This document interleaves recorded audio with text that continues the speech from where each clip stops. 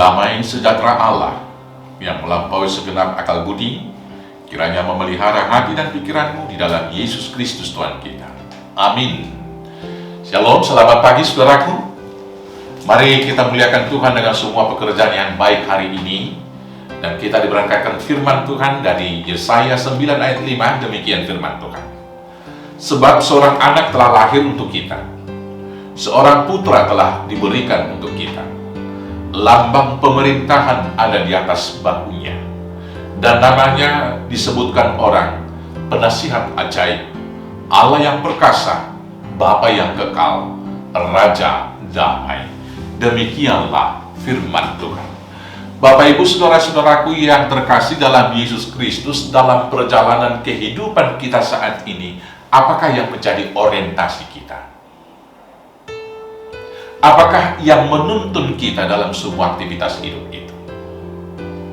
Tentu kita akan mengatakan dalam semua totalitas kehidupan dan aktivitas di dalamnya, di dalam komunitas kita, dan ketika kita membangun relasi dengan orang, kita dituntun yang pertama tentunya oleh adat budaya di mana kita hidup.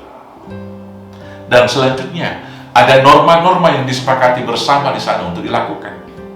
Dan yang selanjutnya dalam hidup skop yang lebih besar, berbangsa bernegara, ada hukum dan undang-undang yang mengatur. Tetapi cukupkah itu yang menuntun kita kepada kehidupan yang kekal, yang melewati dunia ini? Tentu tidak. Karena apa?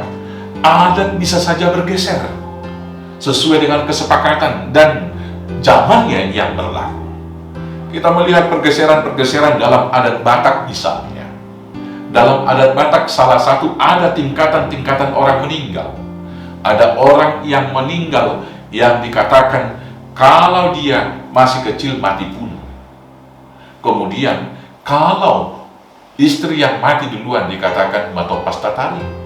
Kalau suami yang meninggal duluan mati ulu. Dan kalau dia meninggal sudah anak-anaknya kawin dan satu orang belum nikah dikatakan sari matua.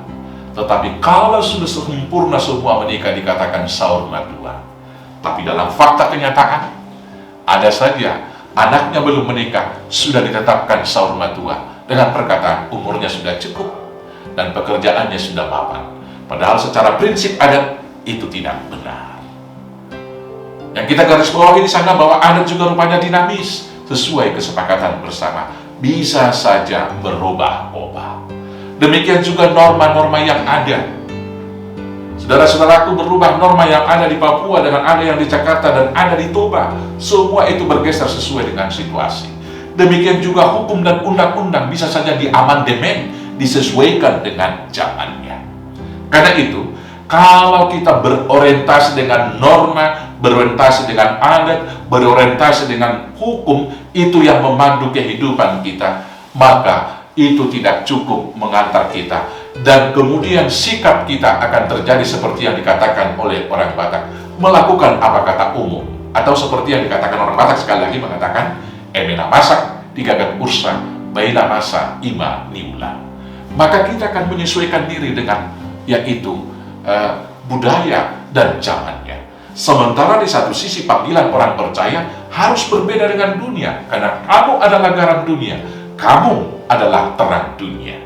Dan Paulus mengatakan di dalam kitab Rom 12 ayat 1, janganlah, Rom 12 ayat 2, janganlah menjadi serupa dengan dunia ini, tetapi berubahlah oleh pembaruan akal budimu.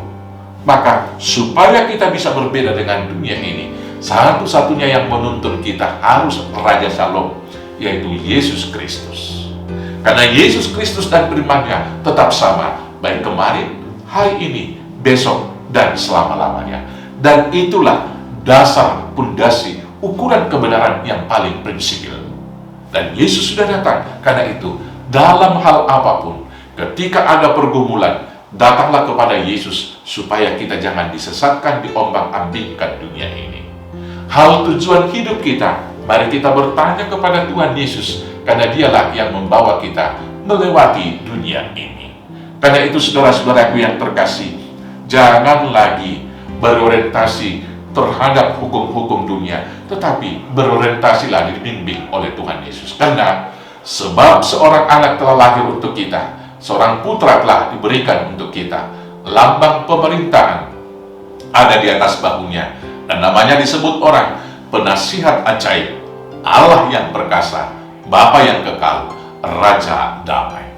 Selamat mengikut Yesus, selamat berjalan menjalani kehidupan, dibimbing dan dituntun oleh Tuhan Yesus.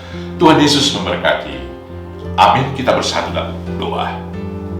Terima kasih Bapa yang baik, karena Engkau telah hadir di dunia dalam diri Yesus Kristus. Dan Yesus yang menjadi penasihat ajaib kami, yang menjadi Raja Shalom bagi kami, Raja Damai yang memerintah hidup kami. Dan sekarang kami mau bertekuk lutut di bawah kaki salib Tuhan. Kami siap mengikuti perintah-Mu Tuhan, menjalankan semua tugas amanah yang diberikan kepada kami. Untuk itu berikanlah kami kebutuhan hidup jasmani rohani kami. Berkati kami tiap pribadi, berkati anak-anak dan keluarga kami, berkati juga pekerjaan dan usaha-usaha kami yang beragam, berkati persekutuan gereja kami, berkati juga negara dan bangsa kami. Bapa yang baik, demikian juga jemaat yang bergumul Tuhan menangkan dengan kuasa-Mu. Jemaat yang sakit Tuhan pulihkan. Dan bagi Tuhan, bagi anak-anak kami yang sudah berusia matang dan sudah waktunya berumah tangga, Tuhan mempertemukan dengan jodohnya. Terima kasih Bapa. Satu hari ini kami serahkan hidup kami di bawah pimpinan Tuhan, di dalam nama Yesus Kristus Tuhan Juru Selamat kami yang hidup. Amin.